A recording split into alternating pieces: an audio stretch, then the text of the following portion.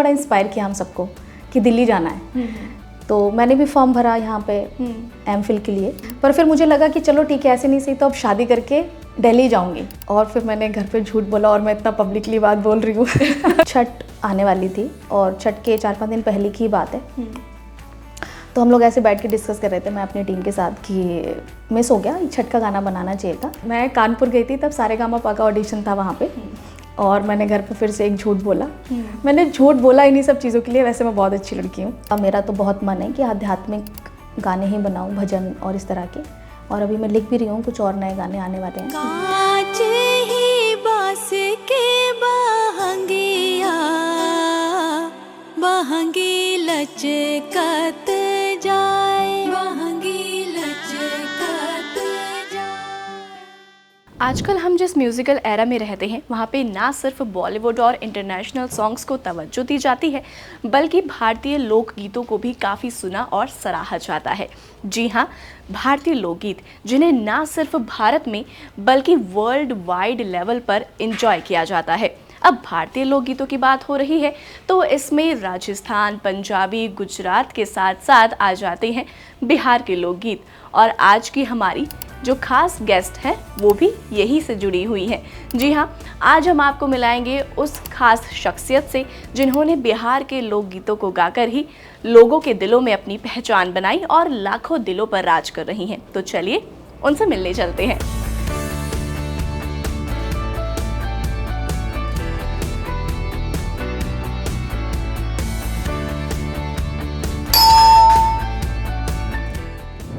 तो आज हम आपको मिलवाने जा रहे हैं पूनम सिंह से, जिन्होंने भले ही अपने सिंगिंग करियर की शुरुआत बॉलीवुड गानों को गाकर की हो, लेकिन अब वो स्पिरिचुअल और डिफरेंट जॉनर्स में अपना हाथ आजमा रही हैं। लोग इन्हें जानते हैं इनके स्पिरिचुअल सॉन्ग्स की वजह से। ये लाखों दिलों पर राज करती हैं अपनी मधुर आवाज़ की वजह से। पूनम सिंह का म्यूजिक ना सिर्फ फोक सॉन्ग लवर्स को भाता है, बल्कि ये जेंजी के दिलों पर भी राज करती हैं। तो चलिए आज उनसे बात करते हैं और जानते हैं कि आखिर इन्होंने अपने सिंगिंग करियर की शुरुआत आखिर कैसे की और कुछ इनके दिलचस्प पहलुओं के बारे में। तो सबसे पहले आपका बहुत बहुत स्वागत है पूनम जी कि आज आप हमारे साथ आए हैं जी। तो हमारे व्यूअर्स को सबसे पहले वो आप ये बताइए कि आपने अपने सिंगिंग करियर की शुरुआत आखिर कहाँ से की थी? मैं एक्चुअली बचपन से सिंगर बनना चाहती थी, लेकिन मेरे फादर को इतना पसंद नहीं था कि मैं गाना करूं। उनको था कि पढ़ लिख के डॉक्टर बने, तो वो बहुत फोर्स करते थे कि गाना वाना छोड़ दो और पढ़ाई पे ध्यान दो। और मेरा ऐसा था कि मैं गाने के चक्कर में बिल्कुल नहीं पढ़ती थी। तो उन्होंने बहुत स्ट्रिक्टली इस चीज़ के लिए मुझे मना किया कि गाना अगर ये करती रहेगी तो नहीं पढ़ेगी। तो फिर मैंने गाना वाना थोड़े दिन छोड़ दिया और उसके बाद पढ़ाई पे फोकस किया और फिर अच्छे से पढ़ाई की, टॉप भी किया। और वैसे तो मैं बहुत छोटे शहर से हूँ और आप ऐसे समझ लो कि उस वक्त उस छोटे से शहर की मैं सेलिब्रिटी हुआ करती थी पढ़ाई की वजह से, ना कि गाने की वजह से। तो वहाँ पे मैं अपने शहर की पहली नेट क्वालिफाइड थी और बहुत कम एज में मैंने पीएचडी एनरोल किया था, तो उसके लिए भी मैं वहाँ पे जानी जाती थी। और बहुत कम एज में मैंने असिस्टेंट प्रोफेसर की जॉब भी पाली थी वहाँ पे, तो इसके लिए भी लोग मुझे बहुत जानते थे। लेकिन फिर ये हुआ कि जॉब मुझे इतनी पसंद नहीं आ रही थी क्योंकि वो मेरा जॉनर नहीं था। मुझे एक्चुअली गाना ही करना था। तो कुछ टाइम के बाद फिर मैंने जॉब छोड़ दी और मेरे फादर उसकी वजह से बहुत गुस्सा हो गए थे मेरे से। ऑब्वियसली जॉब छोड़ना कोई आसान काम नहीं था। और फिर उसके बाद मैंने गाना स्टार्ट किया अभी 6-7 साल पहले ही। फिर थोड़ा थोड़ा सीखा, कहीं कहीं कुछ कुछ जगह सीखा, बहुत प्रॉपर नहीं। और फिर ऐसे गाना बनाना स्टार्ट किया, थोड़ा अच्छा रिस्पॉन्स मिला। फिर मुझे लगा कि प्रॉपर सीखना चाहिए। फिर मैंने रोंकनी मैम से सीखना स्टार्ट किया और अभी ये 6-7 महीने पहले की बात है, तब मेरी एक्चुअली जर्नी स्टार्ट हुई है म्यूज़िक की, जो मैं कह सकती हूँ। एक तरीके से मैंने सीखना स्टार्ट किया। उसके पहले तक तो कोरोना के टाइम पे ऐसा था कि मैं बहुत डिप्रेस थी और मुझे फिज़िकल इश्यूज़, थोड़े से health issues, mental health issues, बहुत सारे इश्यूज़ हो रहे थे। तब मेरा गाना ऑलमोस्ट बंद था। और फिर जब मैंने दोबारा स्टार्ट किया तब मुझे रियलाइज़ हुआ कि गाने के बिना मेरी लाइफ में कुछ भी नहीं है। तो बचपन में जैसे भी आपने मुझे बताया कि आपके फादर बहुत ज़्यादा गुस्सा हो गए थे, तो बचपन में आपका इंटरेस्ट सिंगिंग की तरफ कैसे गया? इसका तो कोई जवाब नहीं है एक्चुअली मैम। मैं सच बताऊं, बस था। ऐसा कुछ नहीं था कि किसी की वजह से था या कोई इंस्पिरेशन थी, ऐसा कुछ नहीं था, बस था ही। मतलब एक होता है कि इनबिल्ट आपके अंदर एक गाना था, आवाज़ थी। कहते हैं ना कि जो गला होता है वो माँ सरस्वती की कृपा से सबको मिलता है जी। आप उसको क्रिएट नहीं कर सकते। तो वो मिला हुआ था, आप ऐसे समझो। तो वो था अंदर एक कि गाना ही सीखना है, गाना करना है। तो तकरीबन 6 साल पहले आपने सिंगिंग करियर की अपनी जो शुरुआत की थी। हाँ जी। अगर आपका पहला सॉन्ग देख लिया जाए तो वो बॉलीवुड सॉन्ग था। बिल्कुल। और अगर आपके यूट्यूब पेज पर गौर फरमाया जाए तो वो हारमोनी यम जो है वो आपने उसका नाम रखा है। जी। तो देखने में तो बहुत ही ज़्यादा ये जेंजी वर्ड है, तो जी। इसके पीछे क्या आप मुझे बताइए कि इसके पीछे ऐसा नाम रखने का कॉन्सेप्ट क्या था? एक्चुअली ये वर्ड देखने सुनने में बहुत मॉडर्न लगता है, पर इसका जो कॉन्सेप्ट है वो थोड़ा स्पिरिचुअल ज़्यादा है, थोड़ा योग से रिलेटेड है। जैसे कि मैं योग बहुत पसंद करती हूँ और मेरी हेल्थ जो भी है वो बहुत सारी चीज़ों में योग ने मुझे बहुत सपोर्ट किया। 2 चीज़ों ने मैं बोल सकती हूँ, एक म्यूज़िक और एक योग। तो संगीत और योग साधना 2 चीज़ें ऐसी हैं जो जिसकी वजह से आज मैं जो भी हूँ वो हूँ। तो हारमोनी का मतलब होता है सामंजस्य, अगर हम हिंदी में इसके अर्थ की बात करें तो सामंजस्य। और अगर संगीत के संबंध में बात करें तो स्वरों का सही सामंजस्य हारमोनी बनता है, यानी जो सुनने में सुमधुर हो, अच्छा लगे। और दूसरा यम, यम है योग के 8 अंगों में से पहला अंग, उसका नाम है यम। तो ऐसे इसका कॉम्बिनेशन बना। और अगर आपको संगीत साधना करनी है तो आपको यम को फॉलो करना पड़ेगा। यम का अर्थ है संयम। तो संगीत के लिए संयम सबसे ज़्यादा ज़रूरी है। तो ऐसे इसका नाम बना। तो काफ़ी इंटरेस्टिंग नाम है, क्योंकि ये जेंजी को आजकल बहुत ज़्यादा अट्रैक्ट भी करते हैं ऐसे जो नाम होते हैं। बिल्कुल। चलिए, ये तो मैंने आपके सिंगिंग से रिलेटेड सवाल पूछे। अब आप मुझे थोड़ा सा अपनी पर्सनल लाइफ से रिलेटेड बता दीजिए कि आपका जन्म कहाँ पे हुआ था, आपने कहाँ से पढ़ाई की है और क्या आपके हायर एजुकेशंस वगैरह हैं? एक्चुअली मैं बहुत छोटे शहर से हूँ मैम। झांसी के पास एक छोटा सा शहर है उरई, मैं वहाँ पैदा हुई हूँ और मैंने पढ़ाई भी वहीं से की और मैंने जॉब भी वहीं की। और पढ़ाई तो ऐसे कि मैंने पीजी किया है और नेट पीएचडी ये सब किया हुआ है। फिर मुझे जॉब मिल गई थी वहाँ पे असिस्टेंट प्रोफेसर की हिस्ट्री में, और फिर मैंने कुछ साल जॉब भी किया है। उसके बाद फिर जॉब छोड़ने के बाद फिर मैंने वापस म्यूज़िक स्टार्ट किया है। तो ये कहानी है छोटी सी। अच्छा, तो अभी जैसा आपने मुझे बताया कि आपके फादर ने बहुत ज़्यादा आपको मतलब बहुत गुस्सा किया था, तो जब आपने नॉट एग्जैक्टली गुस्सा, बट उनका ये था कि उन्हें लगता था कि अगर मैंने गाना किया तो मैं नई पढ़ाई करूँगी, और उनको लगता था कि गाने में क्या ही करियर है, गाना करके आप क्या कर लोगे लाइफ में। तो पर आपने पढ़ाई और सिंगिंग दोनों में अपना करियर बना के दिखाया है। हाँ, तो कह अब सकते आपके हो फादर, और जैसा मैं अपने व्यूअर्स को बता दूं कि पूनम जी जो है वो ऑलरेडी मैरिड हैं, तो सिंगिंग को देखते हुए आपके हस्बैंड और आपके फादर ने कैसे रिएक्ट किया था? एक्चुअली मेरे फादर को थोड़ा सा तो ये था कि जॉब नहीं छोड़ना चाहिए था। उनको वो आज भी ये बात बोलते हैं कि जॉब नहीं छोड़नी चाहिए थी तुम्हें, क्योंकि असिस्टेंट प्रोफेसर की जॉब एक अच्छी प्रोफाइल है और वो आसान नहीं है वहाँ तक पहुँचना, इतना कंपटीशन है। तो उनको लगता है कि ये सब छोड़ने के बाद गाना करके क्या ही मिलता है तुम्हें। बट अब जब मैं इस लाइन में जब से मैं आई हूँ, स्पिरिचुअल लाइन में, आध्यात्मिक चीज़ों के बारे में जब मैं बात करती हूँ या इस तरह के गाने बनाती हूँ, तो वो पापा को तो उनको अच्छा लगता है। तो उनको अच्छा लगता है, तो वो खुश होते हैं कि चलो ठीक है, कुछ तो अच्छा कर रही हो। ये है। बाकी मेरी फैमिली इधर की अगर मैं बात करूँ मेरे हस्बैंड का, तो उनका तो ऐसा है कि हमेशा से सपोर्ट रहा। ऐसा कभी नहीं था कि उन्होंने कहा ये मत करो वो मत करो। ये एक बहुत बड़ी बात है। आपको अगर लाइफ में कुछ करना और अगर कोई आपको बार बार पोक नहीं कर रहा है, तभी भी आप बहुत कुछ कर सकते हो। जी, अपने सपनों को पाने के लिए मुझे लगता है कि अपनी फैमिली का सपोर्ट होना बहुत ज़रूरी होता है, और स्पेशली जब हम एक विमेन हो। बिल्कुल बिल्कुल, क्योंकि कई बारी लोग, महिलाओं की जो सपने हैं वो आधे अधूरे इसलिए रह जाते हैं क्योंकि पहले तो हमें, जब हम कुंवारी होती है तब हमें फादर का सपोर्ट नहीं मिलता, शादी के बाद हमें हमारे हस्बैंड का सपोर्ट नहीं मिलता। खैर, ये तो मैं कई टॉपिक से इधर उधर भटक गई। बट मुझे आप ये बताइए कि जैसे आपका तकरीबन जैसे 6 साल पहले जो गाना आया था जी, तो उस पर अच्छे खासे व्यूज़ आए, उसे देखने के बाद आपका कैसा एक्सपीरियंस था? एक्चुअली हम लोग, मतलब मेरी एक छोटी सी टीम थी, तो हम बस गाना बना रहे थे शौक में, कि क्योंकि शौक था और गाना करने का मन था हमेशा से। और ऐसे तो कोई गाने के लिए मुझे बुलाने वाला था नहीं उस टाइम पे, ना कोई मुझे जानता था। तो ये था कि चलो अपना ही गाना बनाते हैं, अपने हिसाब से बनाते हैं। तो बस ऐसे बनाना स्टार्ट किया और एक गाने पे अच्छे व्यूज़ भी आ गए, तो फिर थोड़ी मोटिवेशन मिली। फिर कोरोना में थोड़ा सा ये सब काम हम लोग का ख़राब हुआ और हमारी टीम भी नहीं रही जो हम लोग काम कर रहे थे। तो फिर वो जब दोबारा रिस्टार्ट किया काम, फिर हम दूसरी लाइन में आए, तो हमारा जॉनर चेंज हुआ। तो आपने जॉनर चेंज करने के लिए ऐसा क्यों मतलब सोचा कि आपको अब स्पिरिचुअल ही बनाने चाहिए, क्योंकि काफ़ी सारे जॉनर्स जो है वो अभी हैं जी। तो ऐसा क्यों सोचा कि वही स्विच करें? बिल्कुल, एक्चुअली मैंने ऐसा सोचा नहीं। मैं आपको बता दूं कि गाने की फील्ड में अगर मैं आपसे बात करती हूँ तो मैंने कुछ भी नहीं सोचा, जो हुआ बस हुआ अपने आप ही। जैसे रोंकनी मैम से मैंने आपको बताया मैं सीख रही हूँ, तो उस टाइम मैं बहुत परेशान थी और मुझे लगता था मैं कैसे सीखूं, किससे सीखूं, और मुझे गाना सीखना था। मैं बहुत डेस्परेट थी इस चीज़ के लिए कि मुझे कोई अच्छा सिखाने वाला नहीं मिल रहा था।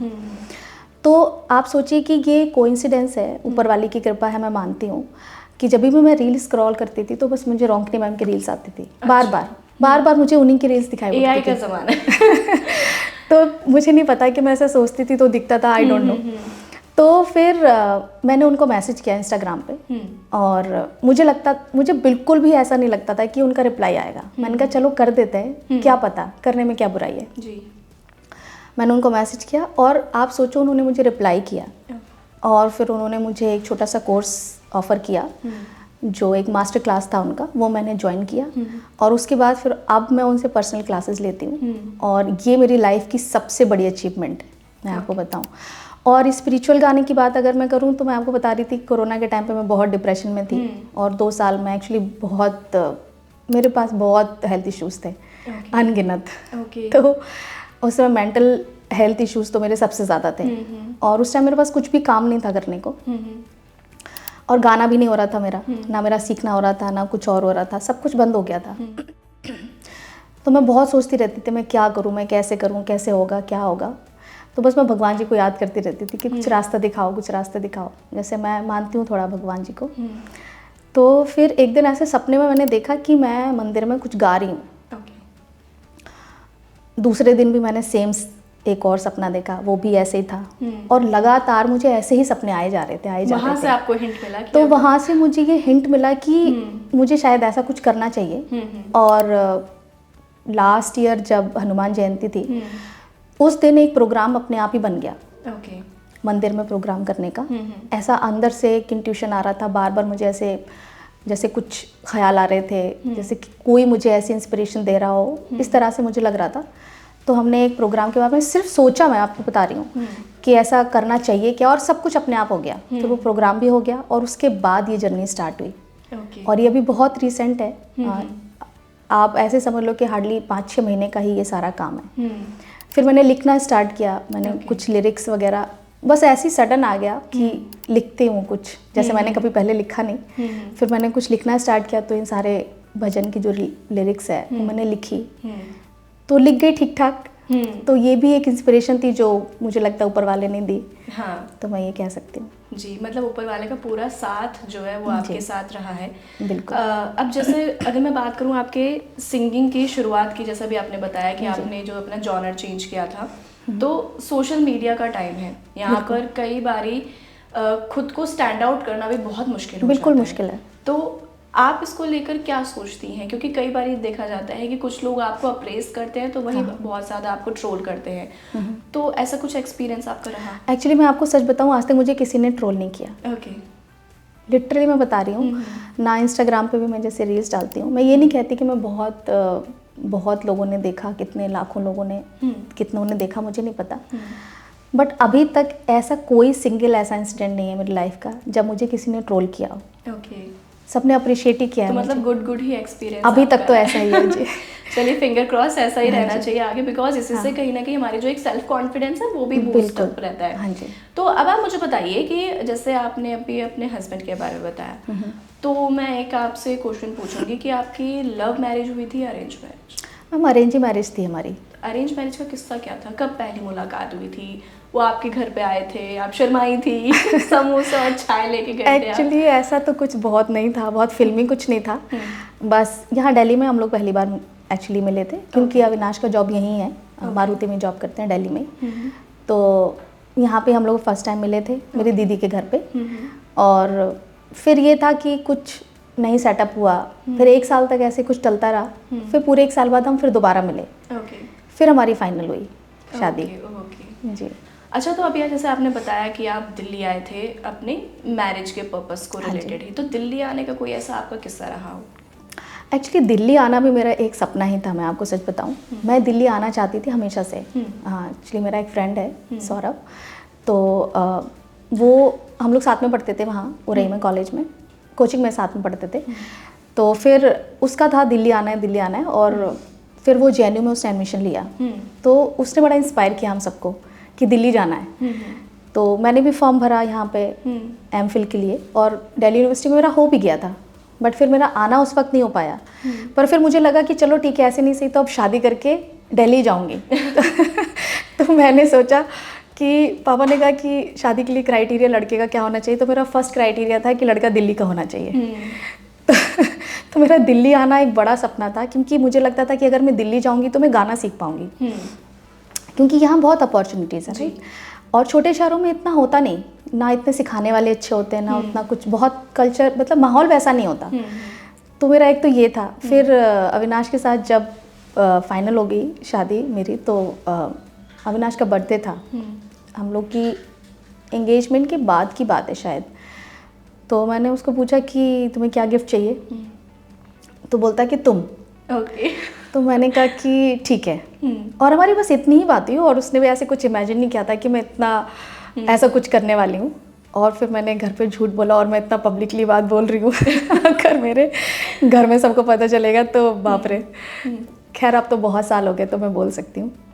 तो फिर मैंने घर पे झूठ बोला कि मेरी फ्रेंड की एंगेजमेंट है और मुझे जाना है। तो फिर मैंने टिकट विकेट करा के चुपचाप मैं दिल्ली आई उसकी बर्थडे पे। तो ये वैसे तो आपने बताया कि आपकी अरेंज मैरिज है, पर हाँ ये जी। जो आप पॉइंट्स बता रहे हो ये लव मैरिज। हाँ, ये काइंड ऑफ हो गया था लव, तो वो अरेंज कम लव मैरिज हो गई थी हमारी, ऐसे आप समझ लो। तो ये इसलिए एक इंसिडेंट ऐसा था, मज़ेदार तो किस्सा था अब जी। चलिए, ये तो मैंने आपकी पर्सनल लाइफ से जुड़ा पूछा। अब हाँ आप जी। मुझे म्यूजिक से रिलेटेड बताइए कि कोई ऐसा आपका इंटरेस्टिंग ऐसा कुछ पल रहा हो। एक्चुअली इस फील्ड में तो मैं आपको बताऊं कि अभी रिसेंटली छठ पूजा थी, तो अविनाश है ना, बनारस से हैं, तो वो मुझे बोलते रहते थे हमेशा कि इधर के कल्चर पे कुछ बनाओ, वहाँ कुछ फोक पे कुछ बनाओ, ऐसे करके। तो छठ आने वाली थी, और छठ के 4-5 दिन पहले की बात है। तो हम लोग ऐसे बैठ के डिस्कस कर रहे थे, मैं अपनी टीम के साथ, कि मिस हो गया, छठ का गाना बनाना चाहिए था, स्पिरिचुअल गाना। जैसे छठ के गाने बने हैं बहुत सारे, तो थोड़ा सा स्पिरिचुअल काइंड ऑफ गाना हम बना सकते थे।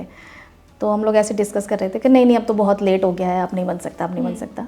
और ये छठ से 4 दिन पहले की बात मैं आपको बता रही हूँ। 4 दिन नहीं, बल्कि 3 दिन पहले की बात है। जिस दिन छठ थी उसके 3 दिन पहले शाम को हम लोग ये डिस्कस कर रहे थे। तो फिर मैंने कहा कि नहीं, ऐसा करते हैं कि ट्राई करते हैं। तो जो जिसके साथ मैं काम करती हूँ उसका नाम मणिकांत है, तो वो भी बिहार से ही हैं, उधर साइड से ही हैं वो। तो थोड़ा सा तो इंटरेस्ट उनको भी आया कि अच्छा कर सकते थे, आपने पहले नहीं बताया। तो मैंने कहा कि अरे कुछ नहीं है, बना सकते हैं, कितनी क्या देर हुई है, और हमारे पास 3 दिन है पूरा। तो कहते सिर्फ 3 ही दिन है, नहीं बन सकता। तो मैंने कहा नहीं हम लोग ट्राई करते हैं। मैंने कहा देखो ऊपर वाले के हाथ में छोड़ते हैं, और अगर बनना होगा तो बन जाएगा, नहीं बनना होगा तो कहता नहीं बनना होगा, और अगर बाद में बनेगा तो नेक्स्ट ईयर रिलीज़ करेंगे छठ पे। मैंने कहा डन। तो कहता अच्छा ठीक है, ट्राई करते हैं। फिर शाम को हमारी बात हुई है, तो कहता कि फिर क्या करें। मैंने कहा बस रात को, क्योंकि वो सारे रात में काम करते हैं। मैंने कहा ठीक है, आप लोग तो रात को काम करते हो, रात में काम करो, सुबह बात करते हैं। तो उन्होंने स्टार्ट किया, और रात में बैठ के ट्रैक बनाया। फिर डमी की बात हुई कि डमी कैसे रिकॉर्ड करेंगे। मैंने कहा कोई बात नहीं, आप खुद ही डमी रिकॉर्ड करो, मैं तो इतनी जल्दी नहीं आ सकती रात को। फिर सीधे रिकॉर्ड करेंगे। रात को ट्रैक बना, अगले दिन सुबह फाइनल हुआ, उसी अगले दिन शाम को रात तक हमने रिकॉर्ड किया। और उसकी भी मज़ेदार कहानी है, क्योंकि मुझे भोजपुरी नहीं आती है, मैं यूपी से हूँ। तो जब ये हुआ कि लिरिक्स चाहिए थी हमें, तो मेरा एक फ्रेंड है, वो बलिया से है, तो उनकी दीदी हैं, और उनसे हमने बात करी। वो लिखती हैं बहुत अच्छा, कादम्बिनी सिंह उनका नाम है। तो उनकी गज़ल्स की किताबें वगैरह भी पब्लिश हुई हैं। तो उनसे मैंने बात करी, मैंने कहा दीदी ऐसे कि ये इसकी लिरिक्स चाहिए। तो हमारा काम ऐसे था कि मैं स्टूडियो में हूँ, वो वहाँ से लिरिक्स लिख रही हैं, और मैं यहाँ एक एक लाइन रिकॉर्ड कर रही हूँ।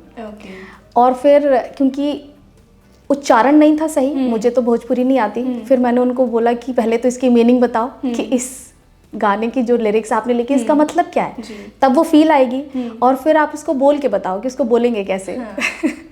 तो बहुत मज़ा आया वहाँ बैठ के, हम लोग बहुत हंसे, डिस्कस किया, इसका ये मतलब है, इसका ये मतलब है, ये सब कुछ किया वहाँ पे। फिर वो गाना बना, तो सबने मुझे बाद में, और आपको मैं बता रही हूँ कि रात को हमने रिकॉर्ड किया है, रात को वो सारा गाना मिक्स मास्टर किया है, सारा फाइनल किया है, नेक्स्ट डे सुबह शूट किया है, अगले दिन जाके हमने सुबह सुबह शूट किया और शाम को गाना रिलीज़ किया है। बढ़िया, मतलब 1.5 से 2 दिन में आपने पूरा गाना हाँ जी, तैयार कर दिया। बिल्कुल। और जब गाना रिलीज़ हुआ तो अच्छी बात ये थी कि उसका रिस्पांस हमें बहुत अच्छा मिला। तो कई लोगों ने मुझे फ़ोन किया जिनको मैंने गाना भेजा कि घाट वगैरह पे, जब जहाँ पे पूजा हो रही थी वहाँ मेरा गाना प्ले हो रहा था।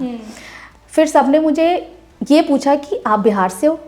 आप बिहार से हो, क्योंकि आपने बड़ा अच्छा, मतलब उच्चारण बहुत सही पकड़ा है। तो ये एक मज़ेदार चीज़ थी, और हम लोगों को ये लग नहीं रहा था कि हम 2 दिन में काम कर लेंगे, बट हमने कर लिया। अच्छा, जैसा भी आपने मुझे बताया कि आपने 2 दिन के अंदर गाना तैयार कर लिया था, और आपकी आवाज़ इतनी प्यारी है, तो कभी आपने सोचा है कि आपको ऑडिशन देना चाहिए था, या कभी ऐसा कुछ ट्राई किया हो? एक्चुअली मैंने सोचा था, जब मैं छोटी थी तब मैं बहुत सोचती थी ऑडिशन के बारे में, और तब मैंने एक बार दिया भी था जब मैं कॉलेज में थी। तो तभी मैं घर से चुप के गई थी बिना बताए, सारे पोल आज झूठ खुल बोल रहे हैं के। भाई मुझे लग रहा है कि मेरे घर वाले देखेंगे सबसे तो पहले आपके घर वालों को ये लिंक जाएगा इस वीडियो में। तो ज़रूर मार पड़ने वाली है। मैं कानपुर गई थी, तब सारेगामापा का ऑडिशन था वहाँ पे, और मैंने घर पे फिर से एक झूठ बोला। मैंने झूठ बोला इन्हीं सब चीज़ों के लिए, वैसे मैं बहुत अच्छी लड़की हूँ। तो मैं गई वहाँ पे, सारेगामापा का ऑडिशन दिया था मैंने, बट वो बहुत हेक्टिक था एक्चुअली। हमें सुबह रिपोर्ट करना था 8 बजे, और मेरा नंबर आया था ऑलमोस्ट शाम को 6:30 बजे। ओके। तो पूरे दिन की वेटिंग, और बहुत रश था, बहुत रश था, तो सारा गड़बड़ हो गया था, ऐसा कुछ बहुत अच्छा नहीं हुआ था। बट एक ही एक्सपीरियंस है मेरा ऑडिशन का, उसके बाद फिर कभी नहीं दिया। चलिए कोई नहीं, ऑडिशन तक पहुंचे वो भी बहुत बड़ी बात है। हाँ जी। तो अब आप जो हैं, अब कौन से जॉनर पे काम कर रही हैं, और कौन कौन से ऐसे सॉन्ग्स जो हैं, या अभी आप कोई करंट लिख रही हूँ, या क्या सोचा आपने आगे के लिए? एक्चुअली अभी तो यही है कि इस तरह के ही गानों का मेरा तो बहुत मन है कि आध्यात्मिक गाने ही बनाऊँ, भजन और इस तरह के, और अभी मैं लिख भी रही हूँ, कुछ और नए गाने आने वाले हैं। लेकिन मेरी टीम थोड़ी सी मुझे मोटिवेट करती रहती है कि हम कुछ और जॉनर के भी गाने बनाते हैं, कुछ फ्यूजन बनाते हैं, कुछ अलग तरह की चीज़ें बनाते हैं। तो होपफुली वैसा कुछ भी अगर बनता है तो आएगा ज़रूर, लोगों को सुनने को मिलेगा। पब्लिक जो है वो बहुत बेसब्री से इंतज़ार कर रही है। जी। तो ये हमने बात की थी पूनम सिंह से, और मैंने आपको बताया कि कुछ इनके इंटरेस्टिंग फैक्ट्स बताए इनकी लाइफ से रिलेटेड, कुछ इंटरेस्टिंग फैक्ट्स बताया मैंने इनकी सिंगिंग जर्नी से रिलेटेड। तो उम्मीद है कि आपको आज का जो ये हमारा टॉक एंड टॉक शो है वो बहुत पसंद आया होगा, और पूनम जी के आगे आने वाले सॉन्ग्स की अपडेट जानने के लिए और भी ऐसी इंटरेस्टिंग स्टोरीज को देखने के लिए stay tuned with Boldsky. Till then, goodbye. कांच ही बांस के बहंगिया, बहंगी लचकत जा।